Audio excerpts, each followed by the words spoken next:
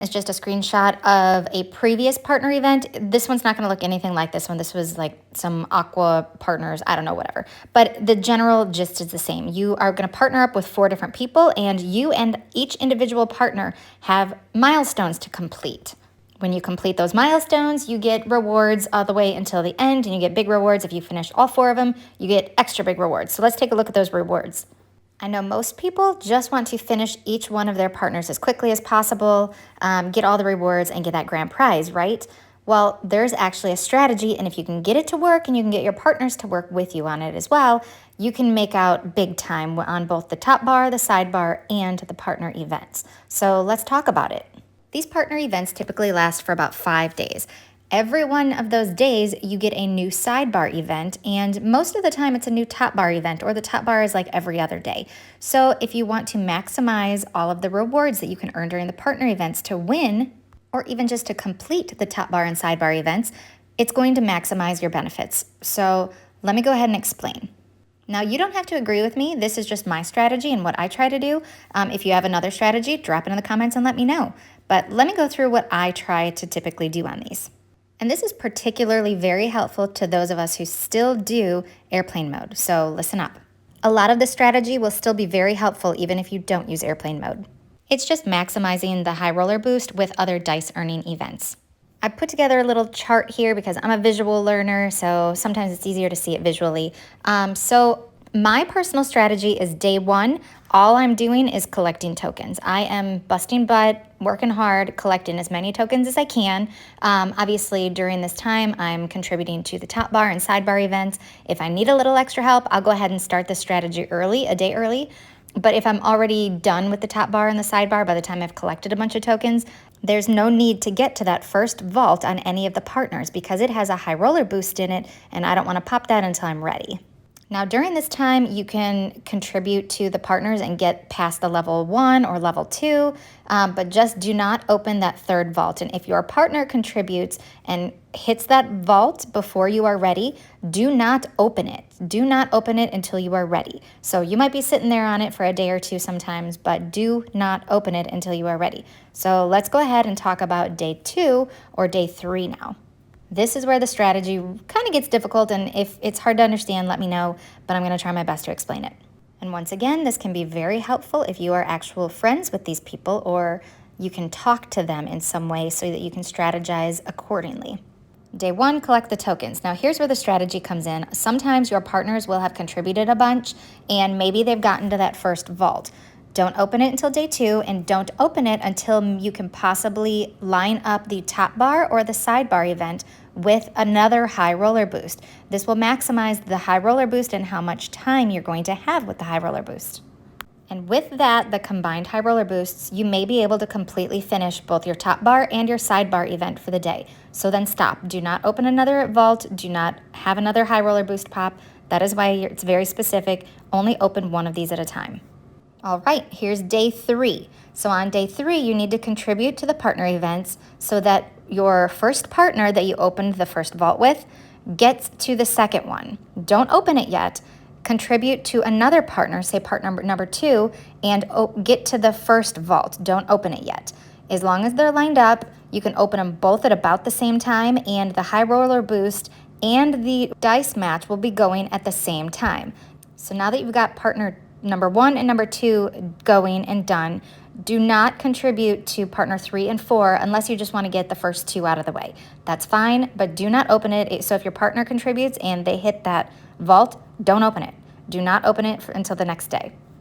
All right, so day 4, here is where you will line it up to where you contribute to partner number 1, number 2, and number 3 just before they get to a vault. So partner number 1 is going to be lined up so that you open the final vault with the chance, the money, the dice, and the blue pack.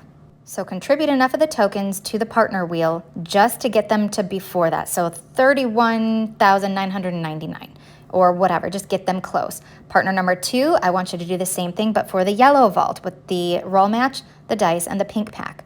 Partner number 3, this is where you get it to just before the first vault with the 13,000 vault. If you're lucky, time it all out to where you contribute 1 roll, pop partner number 1, and you now have lucky chance going. Flip it over to partner number 2. Open that yellow vault. Now you have a dice match going at the same time as you have the lucky chance. Roll over and, open that partner number 3 vault, the pink one. So now you're going to have the high roller boost, the dice match, and the lucky chance all at the same time.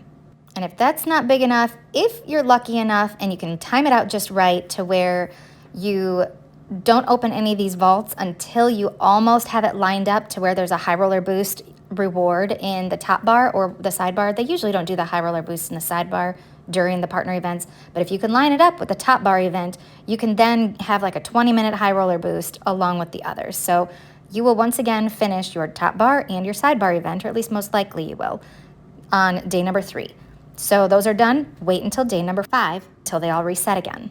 Here we go to day number 5. Now partner number 1 is already done. Partner number 2 is on the yellow vault. So let's go ahead and roll the wheel, get them just before the final vault. Do not contribute anymore. Go to partner number 3, get them to just before the yellow vault. Partner number 4, just before the pink vault. You're going to do the same thing, line it up. During this time, if you want to play and keep earning tokens and try and line up a high roller boost in the top bar event, go ahead and do that.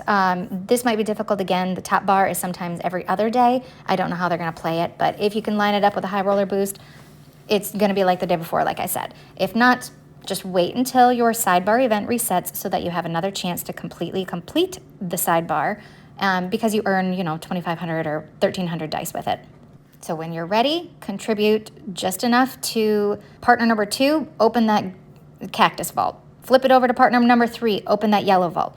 Flip it over to partner number 4, open the pink vault. You have, once again, the high roller boost, the dice match, and the chance going all at the same time yet again. Now you've finished day number 5, you're on day number 6. Partner number 1 and partner number 2 are completed. You have partner number 3 lined up, contribute enough to get them to the cactus vault, and partner number 4 just to the yellow vault. Roll that partner wheel, complete the yellow vault for partner number 4, complete the cactus vault for partner number 3, and keep going. So now at this point, you've played enough. You should have enough tokens that, and if you don't, keep playing, keep earning tokens. But if you do, go ahead and finish up partner number 4. Like I said, you can start these a day early. So instead of starting it on day 2, you can start it on day 1. And then you don't have to worry about doing it first thing in the morning on day 6, which is the last day of the event. But I don't think the event ends until like 3 or 4 o'clock in the afternoon, well, at least Central Standard Time. Now, I understand I threw a whole lot of numbers, a whole lot of words out there. If it's confusing, I'm sorry. This is very difficult to explain, but if you do understand, I promise you this is very rewarding.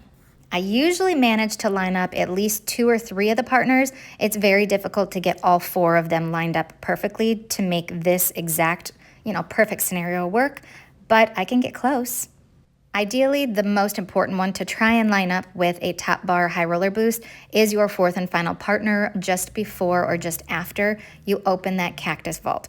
Once you do that for all 4 partners or on the 5th or 6th of the day, you have your grand prize and you're done. So let me know in the comments, did this make sense? I can try and answer any questions. Is this something you already kind of knew? Is it new information? Let me know in the comments as well. And also let me know, what are you going to use that wild sticker on if you get it?